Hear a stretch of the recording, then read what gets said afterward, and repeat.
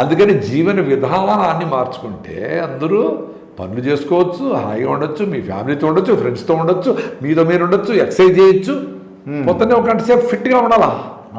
అప్పుడు మధ్యాహ్నం నిద్ర రాదు. ఆ ఎనర్జీ అంతా ఎట్లా పెట్టుకోవాలా? 4కో 5కో లేస్తే సాయంత్రం 5 వరకు ఎంతైనా కష్టపడండి, అస్సలు పడుకునే ఆలోచన రాకూడదు, అంత ఫిట్గా ఉండాలి. అప్పుడు గూట్లో దీపం నోట్లో ముద్ద కంప్లీట్ చేసి సాయంత్రం 6కంతా కంప్లీట్ చేసి 7:30 8కంతా బెడ్ ఎక్కితే 3కి లేస్తాడు. ఎంత టైం ఉంటుంది నాయన 3కి లేస్తే? అందరూ నిద్ర 5కి లేచే లోపల నువ్వు సూర్య నమస్కారాలు, పాత్రలు కడగడము, ఏమన్నా చేయడము, మీ పిల్లలకి లెటర్ రాయడము, ఇంకేదైనా చేయడము, ఏదైనా సర్దు అన్నీ చేసేయచ్చు కదా. అద్భుతమైన అవర్స్ 3 o'clock.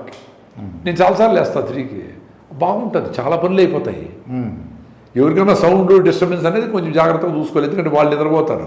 వాళ్ళు 3కి లేస్తే మంచిదే, కానీ మీరు లేస్తే మిమ్మల్ని లాగేసుకొని వాళ్ళని కూడా 7 వరకు మిమ్మల్ని కూడా పండబెట్టేలా ఉంటారు. మొత్తం వ్యవస్థ అంతా ఎందుకు పొద్దున్న లేచేది అంటూ ఉంటారు. కానీ మీరు శక్తి ఉంటే మీరు లేచి సైలెంట్గా మీరు మెడిటేషన్ చేసుకోండి, ప్రాణాయామం ఏమైనా చేసుకోండి, అర్లీగా లేండి, అర్లీ బర్డ్స్గా ఉండండి. ఆ మధ్యాహ్నం నిద్ర అనే థాటే రాకూడదు. మధ్యాహ్నం నిద్ర అరగంట పోతే దాని ఎఫెక్ట్ బ్రెయిన్కి ఏం పోతుంది?